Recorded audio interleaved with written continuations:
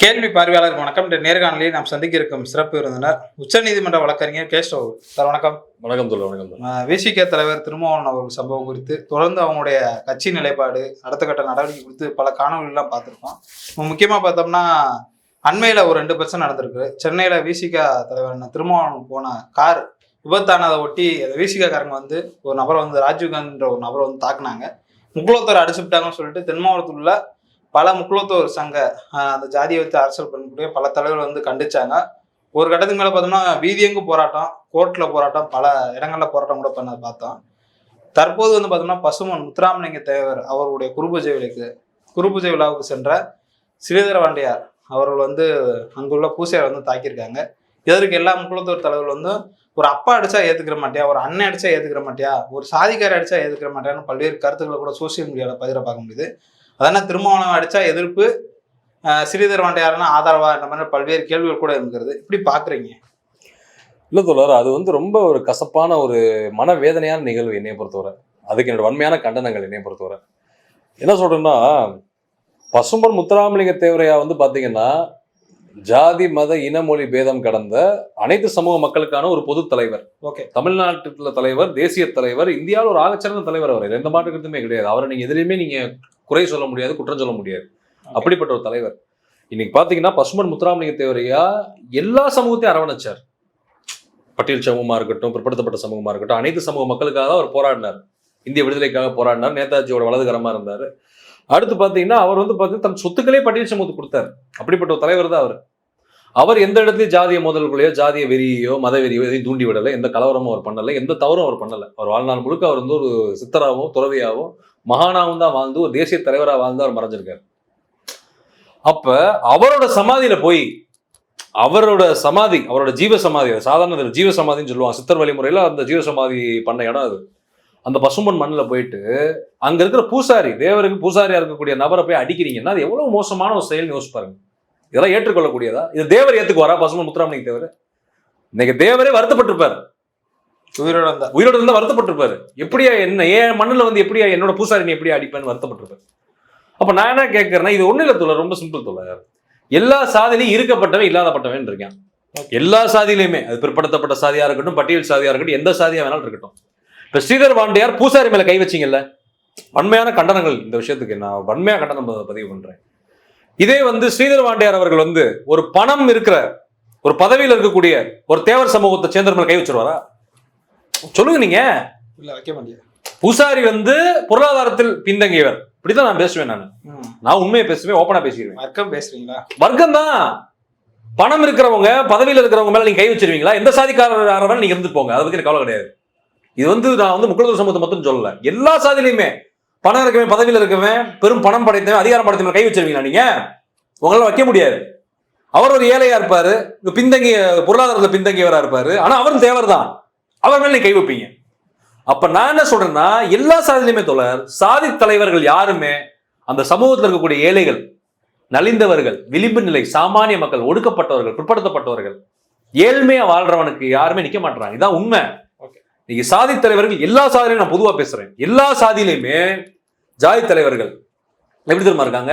அவங்க பணம், பதவி, அதிகாரத்துக்கு வரணும், அவங்களுக்கு ஊடக வெளிச்சம் தேவைப்படுது, அவங்களுக்கு வந்து புகழ் தேவைப்படுது, பெயர் தேவைப்படுது, அதுக்கு தான் இருக்கிறாங்க. அப்ப நீங்க வந்து அந்த இடத்துல இப்ப ஏன் அடிக்கிறீங்க? பேச்சுவார்த்தையில தீர்த்துக்கலாம் அந்த பிரச்சனைய. உண்மையான ஆளுமை தன்மை இருந்திருந்து நீங்க வந்து என்ன பண்ணிருக்கணும்? பேச்சுவார்த்தையில் தீர்த்திருக்கணும், பேசி முடிவு கொண்டு வந்துருக்கணும். அதனை கை நீட்டுறது. ஒரு நினைவஞ்சலி செலுத்த போற இடத்துல வந்து நீங்க கை நீட்டுறீங்கன்னா என்ன அர்த்தம் நான் கேட்கிறேன். இப்ப நீங்க அந்த உங்க உளவியல் என்னன்னு நான் கேட்கிறேன். உங்க உளவியல் என்ன?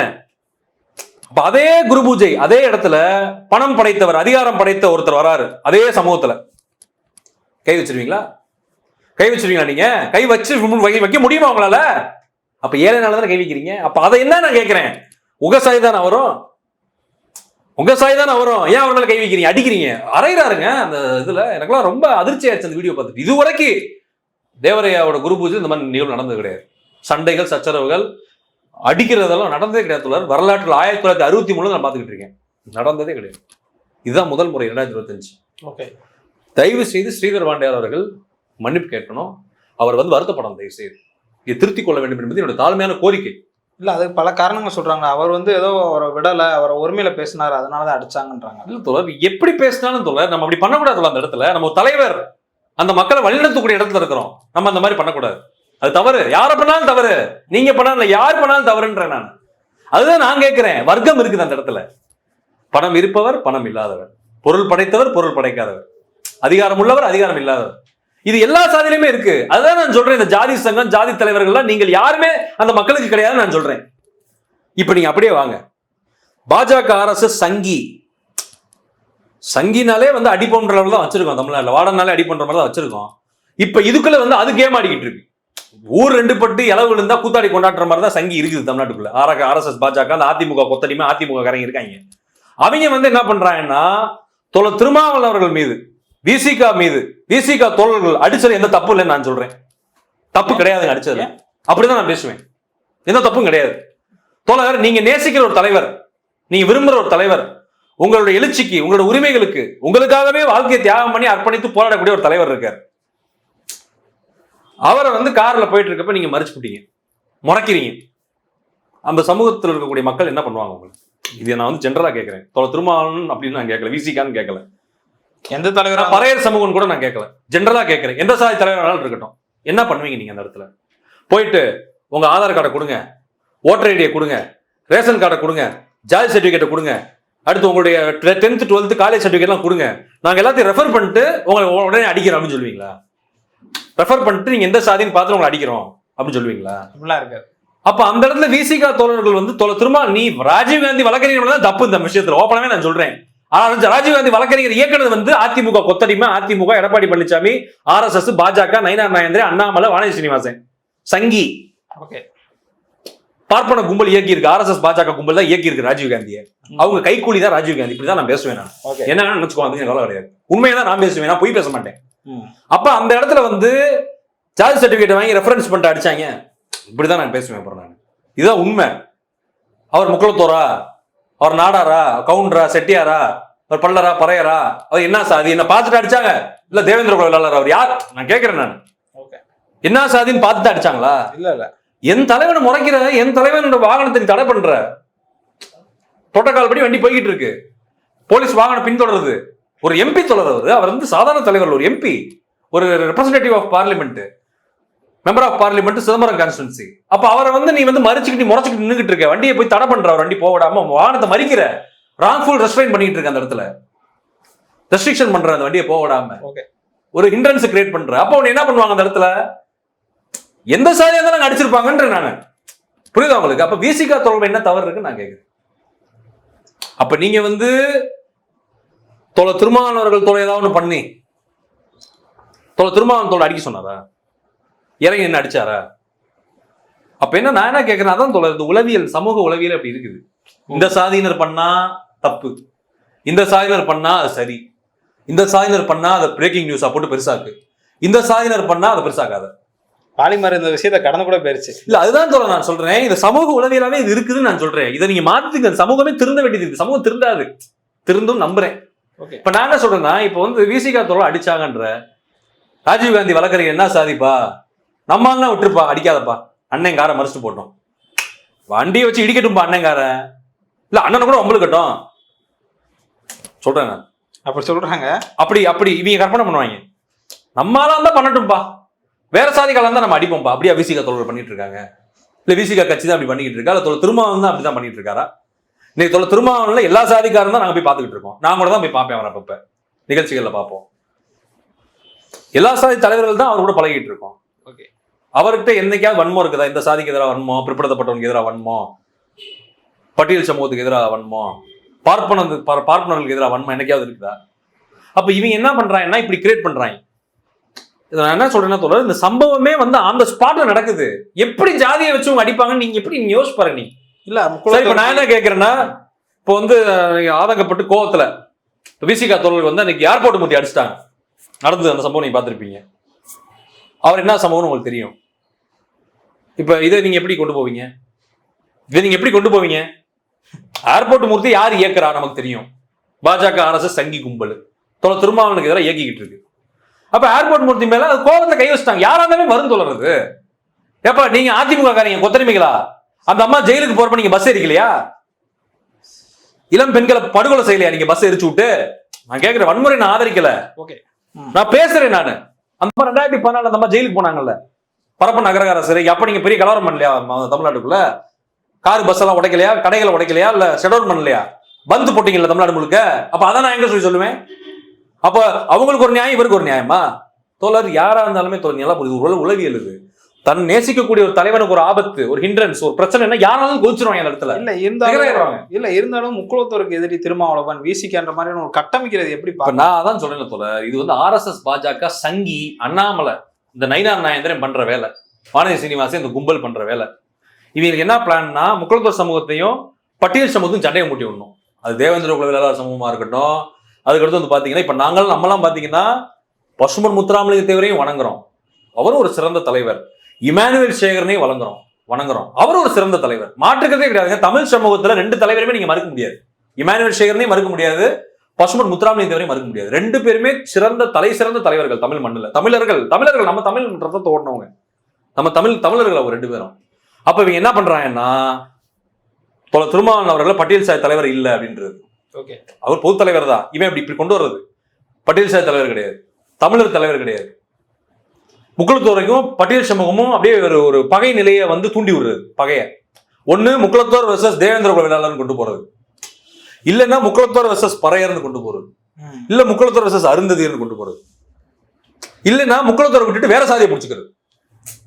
இப்ப நாடார் சமூகமோ இல்ல வேற ஏதாவது சமூகம் பிற்படுத்தப்பட்ட சாதிகளை பிடிச்சி வெர்சஸ்ன்னு யாரை கொண்டு நிறுத்துறது? பட்டியல் சமூகத்தை கொண்டு நிறுத்தி 2த்துக்கும் கலவரத்தை தூண்டி விட்டு இந்த முதுகலத்தூர் கீழ்த்தூவல் மாதிரி பண்ண பாக்குறாங்க. அதுக்கு இன்னைக்கு சில தலைவர் வேலை பாக்குறாங்க. அதுக்கு வேலை பாக்குறாங்க. RSS பாஜக பணத்தை நிறைய வேலை பாக்குறான். ஓகே, எல்லா சாதியிலுமே நான் சொல்றேன், எல்லா சாதியிலையும் RSS பாஜக ஃபண்டிங் பண்றேன், பணத்தை இறக்குறேன். எதுக்குன்னா சாதி கலவரத்தை தூண்ட. தென் மாவட்டத்துல, முக்கியமா தென் மாவட்டத்துல. அப்ப இந்த ஜாதிவெறி மதவெறி கட்சி எவன் ஜாதி சங்கம் நடத்துறானோ, எவன் ஜாதி தூக்கி பிடிச்சிட்டு இருக்கானோ, அம்புட்டு பேர் RSS பாஜகவோட ஏஜென்ட், RSS பாஜக பி டீம். இப்ப இவங்களுக்கு என்னன்னா, முக்குளத்தோர் வெர்சஸ் பட்டியல் சமூகம், பட்டியல் சமூகத்துக்குள்ளேயே சண்டையை தூடுவாங்க. புரியுது உங்களுக்கு? அப்ப இவங்களுக்கு என்ன பிளான்? இதை வச்சு கலவரத்தை தூண்டி விட்டு அதை வச்சு வாக்குகளை அறுவடை பண்றது இவங்க திட்டம். சில பேர் இதுக்காகவே 24 மணி நேரம் வேலை பார்க்குறவங்க இருக்கேன் அந்த மாவட்டத்தில், தமிழ்நாடு முழுக்க. அதுக்காக நான் என்ன சொல்றேன்னா, தயவு செய்து மக்கள் விழிப்போட இருங்க, எல்லா சமூக மக்கள் விழிப்போட இருங்க. யார் நமக்கான தலைவர்கள் அப்படின்னு விழிப்போட இருங்க. இந்த ஜாதியவாதிகள் ஜாதி வெறி பிடிச்ச மதவெறி பிடிச்ச பின்னாடி போகாதீங்க, ஜாதி சங்கத்து பின்னாடி போகாதீங்க. ஏன்னா உங்க உரிமைகளுக்கு போராடுற மாதிரியே வருவாங்க, கெட்டப்ப போட்டு வேஷத்தை போட்டு வருவாங்க. அதை நம்பி நம்ம போவோம். பார்த்தா அவன் எதுக்காக வந்திருப்பான்னா, RSS பாஜக பணத்தை வாங்கிட்டு சாதி கலவரத்தை தூண்ட விட்டு வந்திருப்பான். இது தயவு செய்து மக்கள், இளைஞர்கள், மாணவர்கள் தயவு செய்து புரிஞ்சுக்கும். இப்ப இன்னொரு விஷயம் பாத்தீங்கன்னா வந்து எனக்கு வந்து ரொம்ப வருத்தம். இப்ப இந்த இளமனூர் இளையாங்குடியெல்லாம் நான் ரெஃபர் பண்ணிட்டு தான் இருக்கேன். தயவு செய்து வந்து 2 தலைவர்களுமே போட்டுதற்குரியவர் நான் சொல்லிட்டேன். இமானுவேல் சேகரனும் சரி, பசும்பொன் முத்துராமலிங்க தேவரும் சரி. 2 சமூகமே வந்து பாத்தீங்கன்னா தமிழ்நாட்டுல தலை சிறந்த சமூகம். புரியுதா உங்களுக்கு? 2மே வந்து உழைக்கும் மக்கள். ஓகே, புரியுதா உங்களுக்கு? உழைக்கும் மக்கள், விவசாயம் பண்றவங்க, ஒரு போர்க்குடி சமூகம். ஏன்னா 2 சமூகமே பாத்தீங்கன்னா உழைத்து வாழக்கூடிய மக்கள் தான். இன்னைக்குதான் கல்வியில முன்னேறி, இன்னைக்கு அதிகாரம், பணம், பதவி, அரசு பணி அப்படின்னு முன்னேறி வந்திருக்கிறாங்க. கல்வி தான் அவங்க வாழ்க்கையை மாற்றும். ஆகையால் வந்து நான் என்ன சொல்றேன்னா, இமானுவேல் சேகரனையும் நம்ம கொண்டாடணும், பசும்பொன் முத்துராமலிங்கத்தவரையும் கொண்டாடணும், எல்லா தலைவர்களுமே நம்ம கொண்டாடணும், எல்லா சமூக தலைவர்களுமே நம்ம கொண்டாடணும். தயவு செய்து பகை உணர்வை தூண்டாதீங்க, பழைய கதைகளை தூண்டாதீங்க. காங்கிரஸ் அன்னைக்கு பண்ணிச்ச சதி இன்னைக்கு உட்காந்து RSS பாஜக அந்த சதியை பண்ணிட்டு இருக்காங்க. அதை நம்ம மாற்றுக்கிறது இல்லை. அதை காங்கிரஸ் பண்ண நம்ம ஒத்துக்கிட்டு தான் ஆகணும். இன்னைக்கு RSS பாஜக அதை விட பயங்கரமா பண்றேன். இதை வந்து மக்கள் புரிஞ்சுக்கோங்க. தயவு செய்து உங்களுக்குள்ளே சண்டையை போட்டு நாராதீங்க. நமக்குள்ள சாதி கிடையாது. நம்ம தமிழர்கள், திராவிடர்கள், நம்ம கருத்தியல் திராவிட கருத்தியல், பெரியாரி, அம்பேத்கரிய, மார்க்சிய கருத்தியல் படிங்க. படிச்சு அந்த பாதையில் நீங்க வாங்க. தேவரையும் தலைவரை ஏத்துக்கோங்க, இமானுவேல் சேகரையும் தலைவரை ஏத்துக்கோங்க. ஆனா இடதுசாரி கருத்தியல் பக்கம் வாங்க, முற்போக்கு அரசியல் பக்கம் வாங்க. இதுதான் வந்து நம்ம தமிழ் சமூகத்தை பண்படுத்தும், அடுத்த கட்டத்தை நோக்கி கொண்டு போகும்.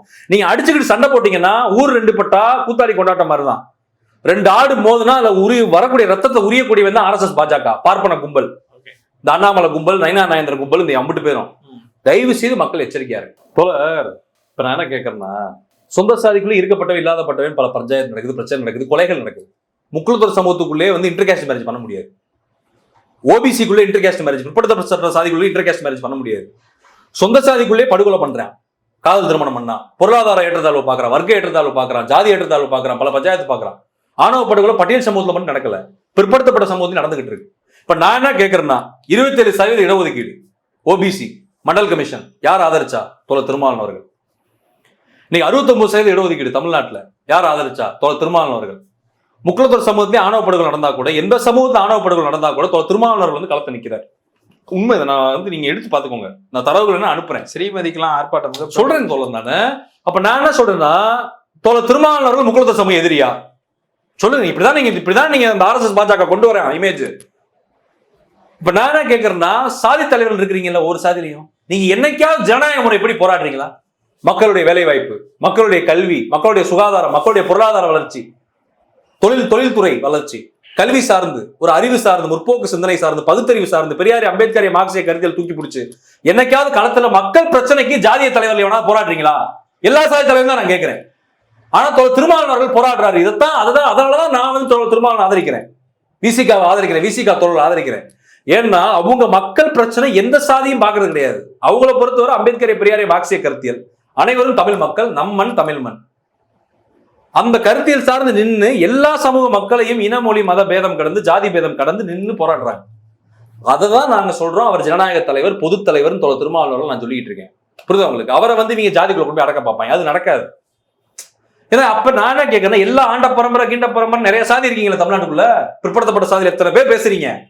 வரலாறு நாங்க அப்படி, நாங்க இப்படி, சோழர்கள், நாங்க பாண்டியர்கள், அதெல்லாம் பேசுறீங்க. வரலாற்று படி நீங்க எதாவது இருந்திருப்போம், அதை பத்தி எனக்கு கவலை கிடையாது, அதுக்கு நான் வர விரும்பல. ஆனா நீங்க உங்க மக்களுக்கு என்ன போராடுறீங்க? யாராவது போராடுறீங்களா? உங்களுக்கு எம்எல்ஏ சீட்டு வேணும், எம்பி சீட்டு வேணும், பணம் வேணும், பதவி வேணும், அதிகாரம் வேணும், நல்லா சொகுசு வாழ்க்கையை வாழணும். நீங்க நல்லா இருக்கிறதுக்காக உங்க மக்களை உங்க பயன்படுத்துறீங்க, உங்க ஜாதி இளைஞர்களை பயன்படுத்துறீங்க, மாணவர்களை பயன்படுத்துறீங்க, மிஸ்யூஸ் பண்றீங்க, தேவைக்கு பயன்படுத்திக்கிறீங்க. ஆனா நீங்க அந்த மக்கள் சாப்பிட்டானா, வேலைக்கு போறானா, சம்பாதிக்கிறானா, நல்ல உடை உடுத்துறானா, நல்ல வீடு இருக்கா, நல்ல படிப்பு இருக்கா, வேலை இருக்கா, எதை பத்தியாவது ஜாதி தலைவர் கவலை இருக்கா? ஒரு காதல் திருமணம் பண்ண முடியுதா? ஜாதி மறுப்பு திருமணம் பண்ண முடியுதா? எவ்வளவு ஒரு வர்க்க ரீதியா, பொருளாதார ரீதியா, ஜாதி ரீதியா, மத ரீதியா எவ்வளவு பிளவுபட்டு கிடைக்கீங்க நீங்க சொந்த சாதிக்குள்ள, ஒரே சாதிக்குள்ள சொல்றேன் நான் சொல்றது. அப்ப இதெல்லாம் கலைந்து சமத்துவ சமதர்ம சமுதாயத்தை நம்ம படைக்கணும் தானே திருமாவளவன் நிக்கிறாரு.